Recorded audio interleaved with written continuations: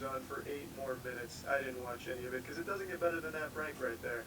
Now, again, obviously all fake. Let's talk about this as if it were real because that's a lot more fun and it's a lot less disgusting to think that these adults came up with this fake prank shit and then acted it out, which they did, and played pretend. I think that's embarrassing. So let's talk about it as if it were 100% real.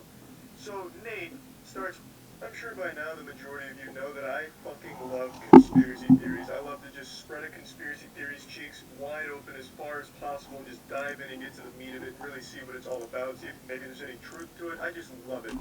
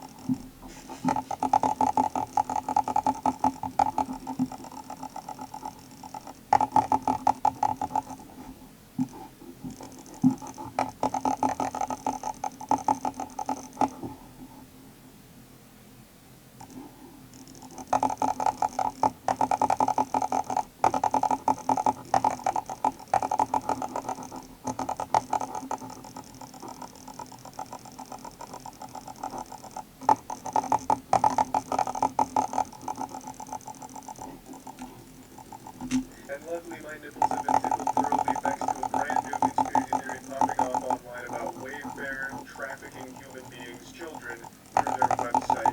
I haven't been this interested in a conspiracy theory since the Berenstein Bears versus the Berenstein Bears multiversal collapse theory. This is an incredible conspiracy theory and I can't wait to share with all of you and present my findings.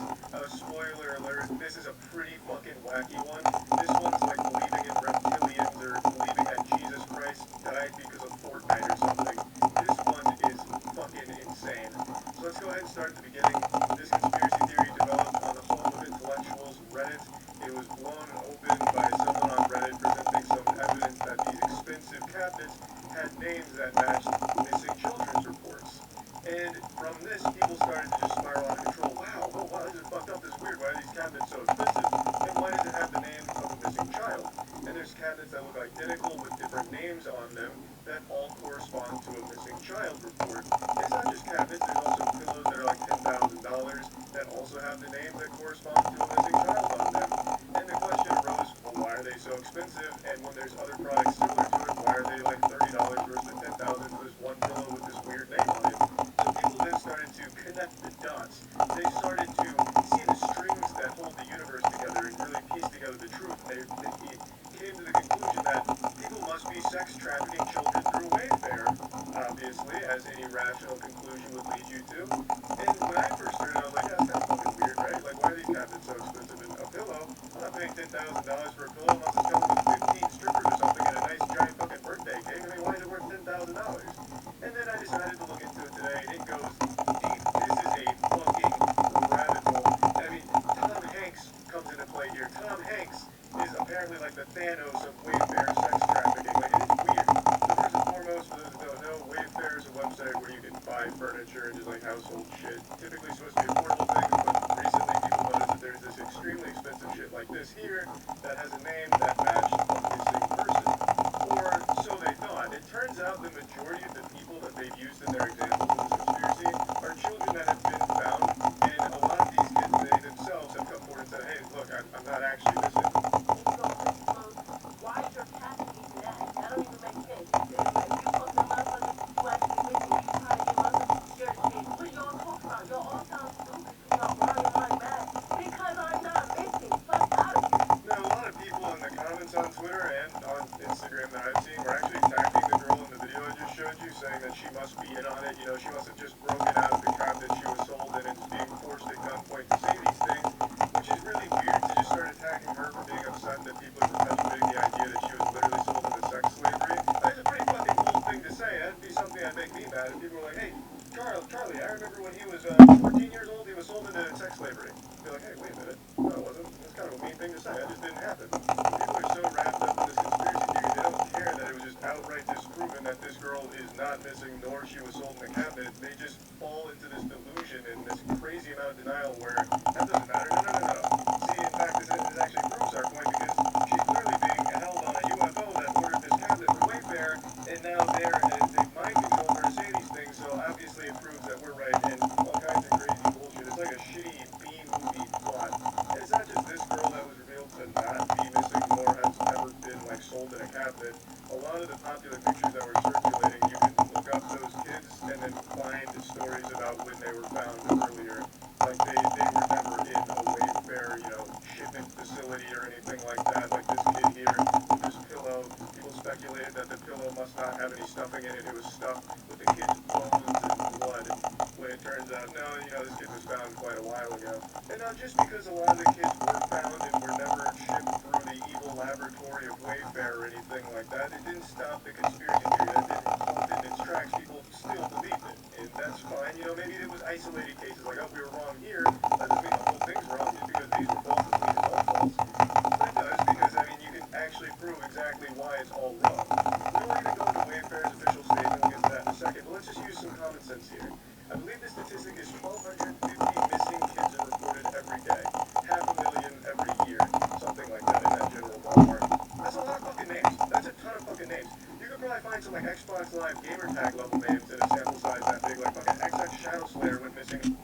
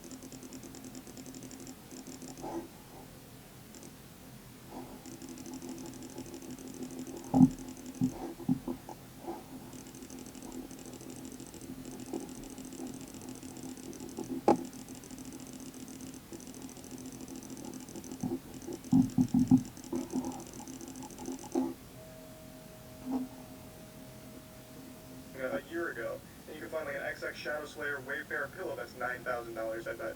It's a lot of names is what I'm saying. So it's not impossible that these companies chose a random name that happened to correspond to someone who went missing. And a lot of them are very common names. There's one that was circulating on Twitter that was Annabelle. Annabelle's a super fucking common name, and they just took that Annabelle listing of an expensive cabinet and matched it up with an Annabelle that was missing. You know, that's not a good connection. It's a very common name. That's clearly something that could happen on accident. But then there are those like really specific ones like I showed you with that boy and that pillow. But even that kid was found. He wasn't missing and he wasn't ever stuffed inside of a pillow like some kind of crazy fucking Frankenstein experiment. He was just found. So it's not unfathomable that these random names they chose just coincided with kids that were missing at some point. But why were they so expensive? That's the biggest question. Why the fuck are these mediocre items so expensive? And I found the answer, or at least the answer the government, the man, wants us to see, I suppose, if you still want to subscribe to the conspiracy. A lot of resellers, what they'll do, when the item is out of stock, they jack the price up to an absurd level that they know nobody's going to try and buy, so that way they can keep it listed, as opposed to saying it's out of stock and taking it off listing.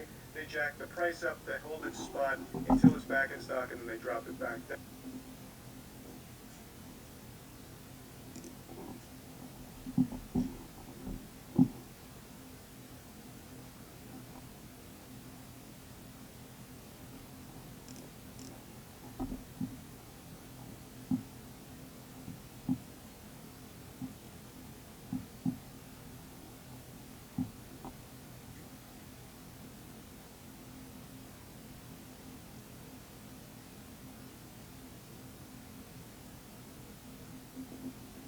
Down.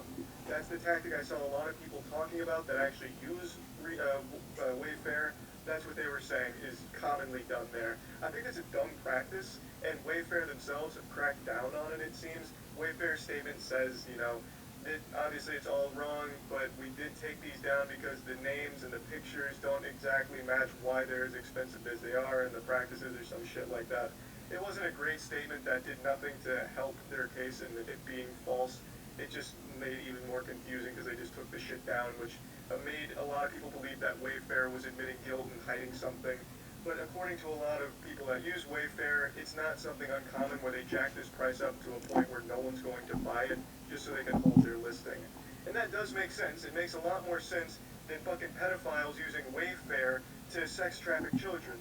Are there sex trafficking rings from like extremely wealthy, powerful people? Absolutely. Yeah, there's a ton of evidence to point to that. But I highly doubt they're operating through Wayfair. That's like saying these people are using, fucking Twitch to start trafficking children through an XQC chat. You know, it doesn't make any sense. Why would they be using something like that to do some shit like that? They'd be using the dark web or something. They wouldn't be going on fucking Wayfair just in the public's eye right under their nose like some kind of comical supervillain trying to fool everyone by doing everything in broad daylight. That just wouldn't happen. These are public listings. Someone could have accidentally ordered one of these expensive items. What's going to happen? They buy this cabinet, then all of a sudden they have a kid shipped to them. They open the box and then bang, a kid pops out and they're just fucking jump scared. Oh, whoa, where's my cabinet? That's just not how it would happen. And in fact, I actually tried to test this myself. I went on Wayfair with every intention of buying one of those $10,000 pillows that matched the name of a missing kid, and I was like, shit, this is going to be expensive as fuck. I'm either going to get a terrible pillow or I'm going to save a kid's life. It's worth it. But I couldn't place the order because the fucking item didn't exist, which made me more convinced that, yes, this is probably just a common practice where when the item isn't in stock and it's not there, they just jack the price up, hoping nobody places an order or tries to, and wait until it's back in stock to drop it back down, just so they don't lose listing. This is another thing I saw develop today, actually. A lot of people saying that the CEO of Wayfair has resigned. Well, the problem with that is it's not true. He hasn't resigned. There's no reports of him resigning. Unless this Twitter account right here is like working with the NSA or some shit, the CIA, and he's got some insider information that I don't know what to tell you, but according to every possible fucking source, The guy has not resigned. He is still the CEO of Wayfair, so this is just an outright lie. Now we get to the main course. Everything I just told you about this conspiracy and all that shit, just an appetizer. Now it's time for the entree, and trust me, it's not raw. This is coming out well done. Tom Hanks, the puppet master, beloved actor? No, demon, fiend.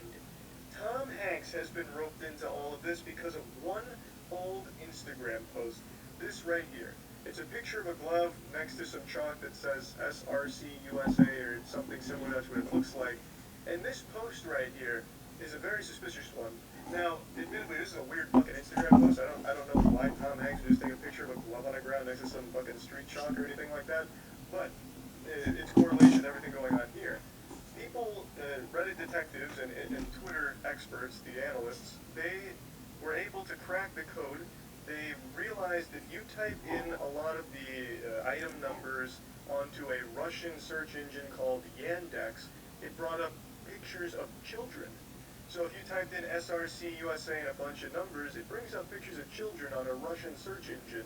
So they speculated these were pictures of the kids that were being sold in those cabinets, or being sold with the cabinets. It varies depending on who you talk to on whether or not the kids were actually stuffed in the furniture or just came with it or something. It's, as like some kind of package deal, like batteries included or something. It varies on who you talk to, but that was the speculation. You type in this shit, you do it on the Yandex, and you get an image of what you're buying or some shit like that.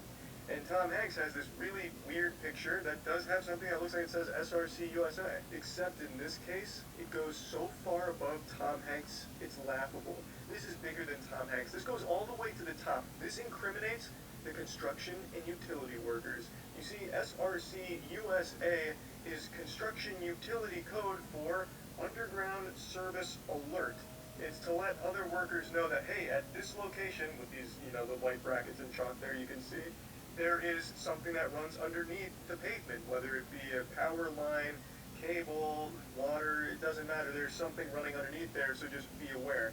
You can find this shit marked on streets all over the place. It's not something unique to Tom Hanks. I don't think he went out there with sidewalk chalk and wrote SRC USA to brag and then threw a glove on the ground. It's a stupid fucking picture. It's a weird, creepy little picture.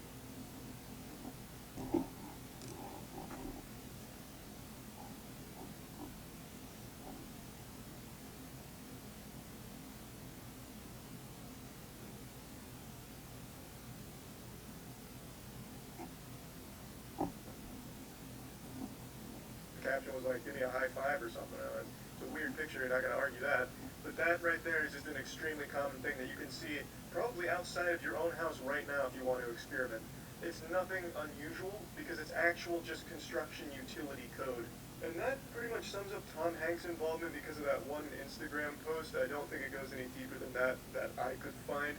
But just because that's wrong doesn't mean the whole thing's wrong. I mean, Tom Hanks could still be this evil mastermind behind all of it. I don't know, he could pull in the strings. Maybe he has equity in Wayfair. Couldn't tell you. But in this case, I don't think Wayfair is selling human beings through their website. I don't think that's what's going on here. But again, just because everything about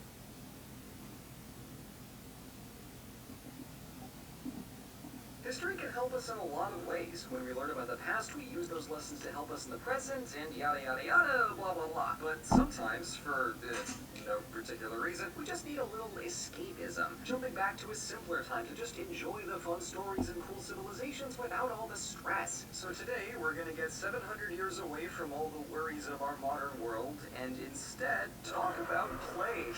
Oh God, what am I doing? Okay. To take a quick peruse through this foreign and exotic chapter in the story of our world and dispel a myth or two, let's do some history.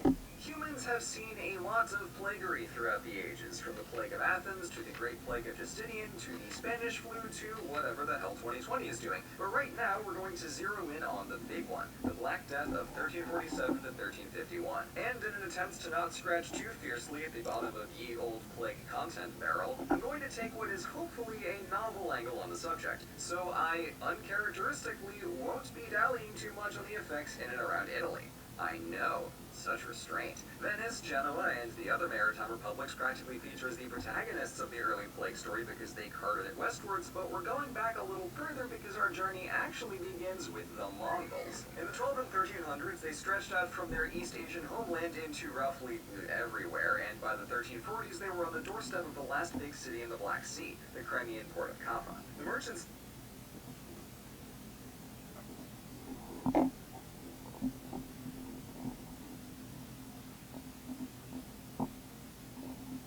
in Kaffa worked for the Republic of Genoa and traded with the Mongols, so they were doing big business as a through port between Asia and Europe. This was a wildly lucrative operation, but it wasn't always smooth sailing. You got lots of people handling large amounts of money and cargo, so sometimes disagreements happen, sometimes street fights happen, sometimes a Mongol gets killed in a brawl and the offending party runs behind the city walls for cover, and sometimes in this fully hypothetical scenario, the Mongol leader is so enraged that they decide to besiege the city about it. So in the rare event that this happens, Kaffa was a lot better off than most cities on the receiving end of Mongol wrath. Whereas they could typically obliterate any city that didn't simply roll out the red carpet for their new overlords, that strategy worked best against inland cities with no long-term defenses beyond thoughts and prayers. Kaffa, by contrast, was on the sea and could import supplies from Genoa all decade long to simply wait out the Mongols. The good news for Kaffa is that this works, but the bad news is that this works slightly too well. By 1345, the Mongols had been camped outside the walls for 2 whole years, and a batch of reinforcements had inadvertently imported,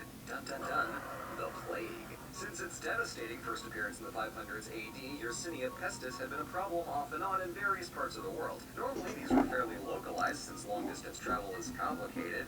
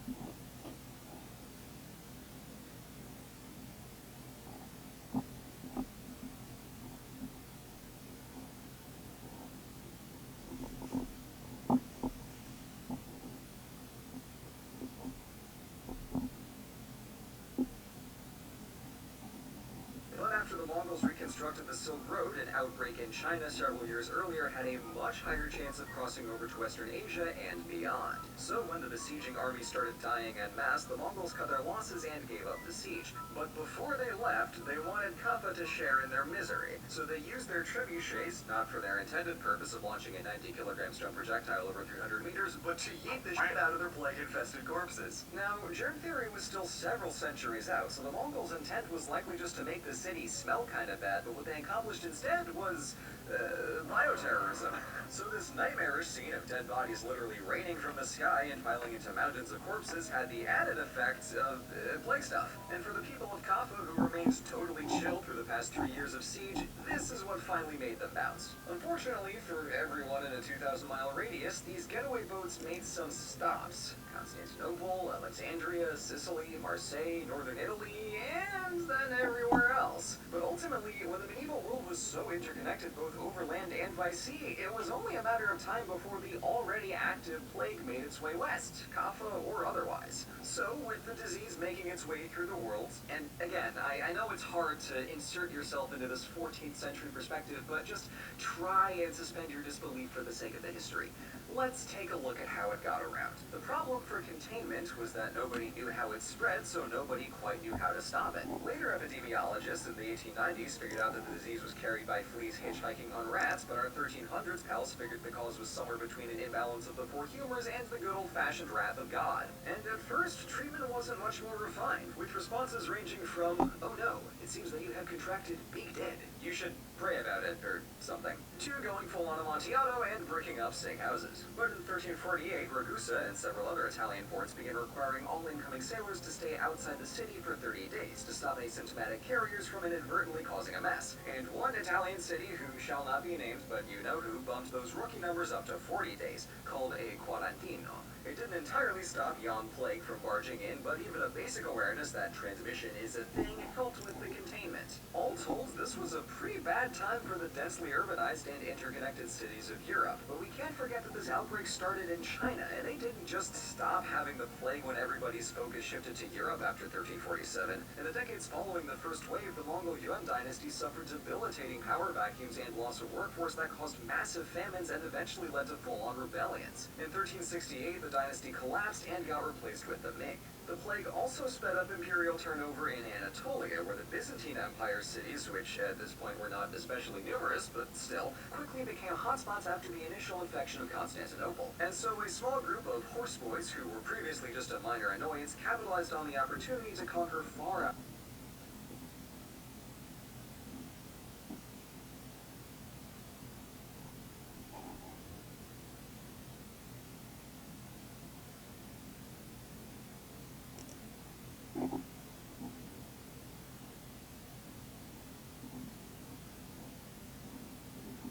Outside their homeland. And in just a couple decades, these Ottomans had yoinked huge chunks of Greece and Anatolia with relative ease, and effectively put Constantinople under house arrest. Despite the various domino effects of imperial collapse, there were a few cities, communities, and even countries that managed to tuck and roll through the first wave. At the far northern edges of the world, so far north, in fact, that I maybe needed to use a different map projection, were Iceland and Finland, who were so isolated from Mediterranean and mainland European trade that they were able to avoid the plague for half a century and benefited from decades-long recovery periods in between successive waves. For a more erroneous example, if you ever looked at the Black Death online, you might have stumbled onto this map that shows a huge blob of Poland as being completely fine. So there's this myth that Poland, for justifications ranging from low population density and little outside trade to they liked cats, just dodged the plague, or at least had it way easier than the rest of Europe. This partly owes to the extreme slimness of primary sources and some aggressively revisionist narratives from communist-era Poland. But 20th century communism is a totally different kind of plague, so we're going to leave that one be and focus back on the medieval world, where the reality is that Poland was bordered by plague in every direction, so let's not kid ourselves, it got hit. No, Cleo's on the next page of my script. Oh no, I can't wake her up. I mean, I don't know how I have been waking her up by talking right now, but ooh. Sorry, fam, that's the end of the video. But even in countries where we know the pestilence was popping, some people benefited from just tidying up. Take the city of Nuremberg, which had some of the best public health measures in Europe. They maintained over a dozen public bathhouses, streets were paved and cleaned, and garbage had to be disposed outside the city walls instead of outside your window, which meant corpses were likewise carted out quickly and cleanly. And some Jewish communities had similar results, with various ritual purifications helping to keep them and their houses squeaky clean and unappealing to the caravans of city-hopping rat tourists making their way across Europe. So there are some rare cases of rolling a nat 20 on a plague save this first go-round, but most of society got pretty uniformly clobbered by this whole thing. A rat 20, if you will. Soon enough, the plague's first wave burnt itself out.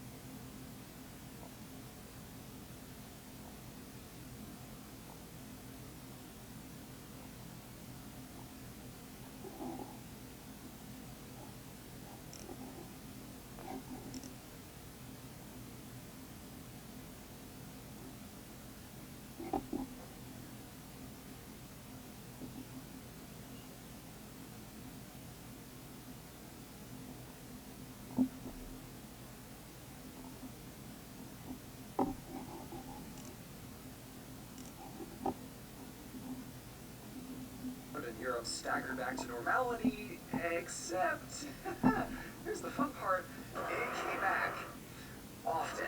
About once every other decade, new waves of plague came crashing back in with new epicenters each time. Luckily, and in an encouraging twist of fate, people started getting wise to how this worked and how to stop it. Widespread use of quarantines, dedicated plague hospitals, straight-up stay-at-home orders, and, of course, the plague doctor. Now, contrary to what various media, such as Assassin's Creed, would have you believe, the archetypical plague doctor didn't come into being until as late as the 1600s. The original suit, designed by Charles Delorme, featured a full-body covering with a beaked leather mask filled with perfume to keep out those dastardly bad airs which were thought to cause the plague. But this mask is a little rudimentary and not very advertiser-friendly, and it wasn't until a century later, when plague was largely in the rearview mirror, that Delorme's design was fancied up and aesthetic to all hell by way of the Italian Commedia dell'arte and Venetian Carnevale masks, which is where we get the beak chic that we all love. So despite the fact that plague was Rick Stevesing its way over Europe for 3 straight centuries, it was only after the rats' returns to their day jobs that the plague doctor as we know him was born. And that's a quick rundown of the barrel of laughs that is the Black Death. And while I could say more because there's always more plague to discuss, am I right? I'm calling it here because the last few months have been a time and your boy just needs a nap. So stay safe, read up on some plague history, and make like our friend Il Medico by wearing your goddamn mask. Thank you so much for watching. The humor in this video will surely, well, hopefully, be out of date within a couple years' time. But for this present moment, we'd like to thank our patrons whose gracious support has helped us keep the OSP wheel spinning throughout the everything that's been going on. You guys are the best, and I will see you all in the next video. Diplomacy is complicated. You have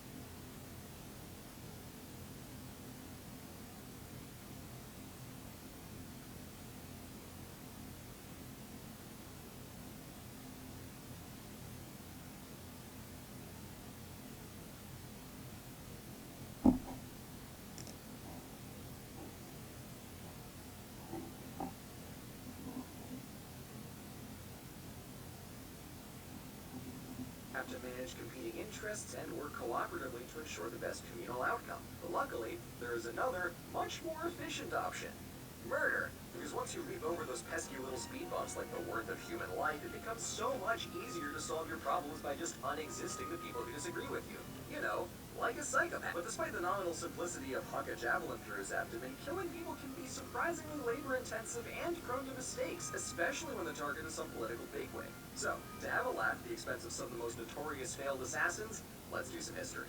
Our first story takes us to the eastern edge of the Mediterranean at the tail end of the Roman Republic, which was perilous for everybody involved. If you weren't Roman, you were always in danger of being conquered, and if you were Roman, then it's likely you were in the middle of an active civil war. In such a politically hazardous climate, everybody was under threat of sabotage, and in 120 BC, King Mithridates of Pontus was poisoned by none other than his wife. Needless to say, the royal kiddos were spooked by the proposition of an arsenic sippy cup, so one of the princes booked it for the woods. While he was wandering around the Pontic wilderness building support for a coup, the prince decided to be proactive about the inevitable threat of poison. So whenever he stumbled across one of Anatolia's many poison-filled plants, animals, or minerals, he just ate it. The logic being that if he ingested all of the poisons imaginable in small doses, he could build up an immunity to it and become invincible. So after 7 long years in the woods getting blasted on tree frogs and vipers, the prince returned to his capital of Sinope and cooed his way into becoming King Mithridates VI. With crown on head and kingdom in hand, Mithridates set about doing 2 things: expanding his state to prepare against the Roman threat, and doing way the hell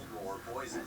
And now that the king had graduated from his days of just eating stuff and seeing what happens, he was going to use his royal resources to be scientific about this. He built a series of poison labs to source more elaborate ingredients, test new concoctions on prisoners, develop tailored antidotes, and of course get more poison to snack on.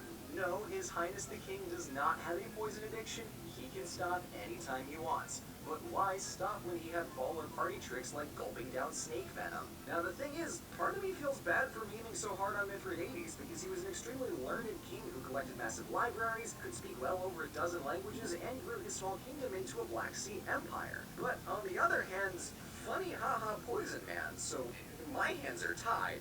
Mithridates likely survived several assassination attempts, but we'll never really know how many because none of them worked. Of course, like everybody else in the ancient Mediterranean, his downfall was Rome. His grand strategy was to incite a revolt in western Anatolia and Greece to let disgruntled Romans do what they do best. The confusion of mass slaughter made great cover for Mithridates' march into Roman territory, and he managed to get in a spirited back and forth for a good 2 decades before Rome stopped compulsively slapping itself in the face and actually started trying. Eventually, General Pompey, soon to be Pompey the Great, later to be Pompey the Headless, stopped the Pontic army and forced Mithridates to flee across the Black Sea to Crimea. After failing to raise another army, he decided it was better to just die than to get paraded in a Roman triumph. So with his back against the wall, Mithridates killed himself by poison. Except he did not, because he was immune. Plan B was asking a friend of his to do him a solid and just stab him. It's lucky he didn't supplement his daily poison regimen with doses of tiny knives, or else he really would have been screwed. And so King Mithridates died as he lived.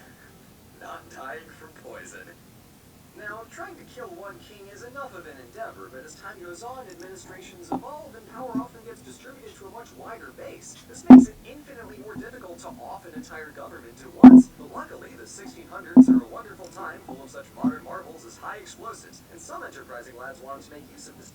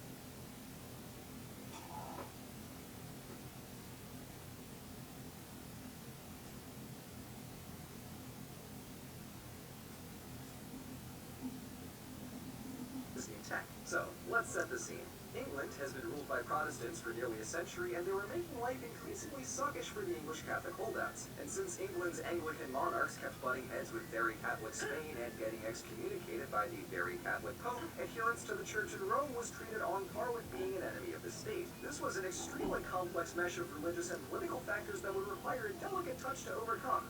Or, voila, Parliament. No fuss, no persuasion checks, just an ass ton of explosives. That was the logic of these fine morons.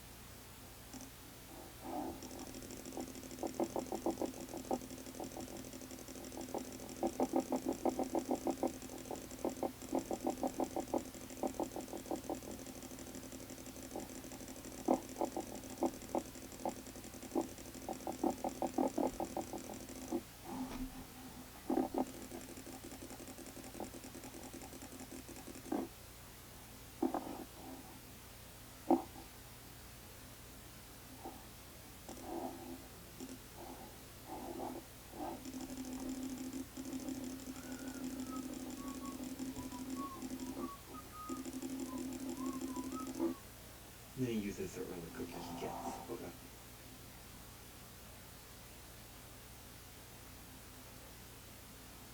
I get my cookie like a minute after him.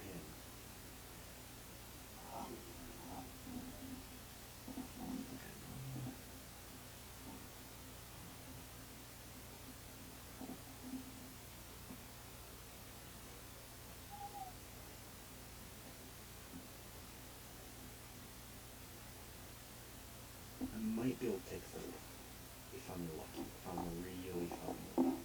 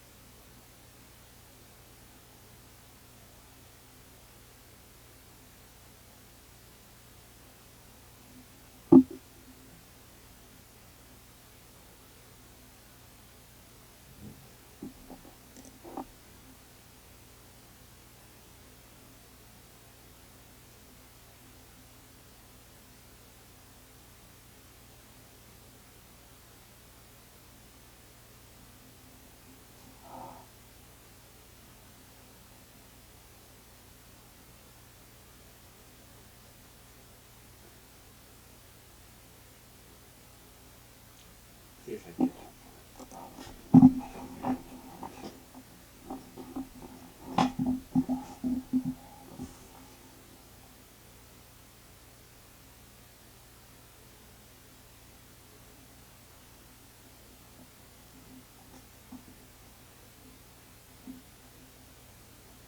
I'm guaranteed I'll get.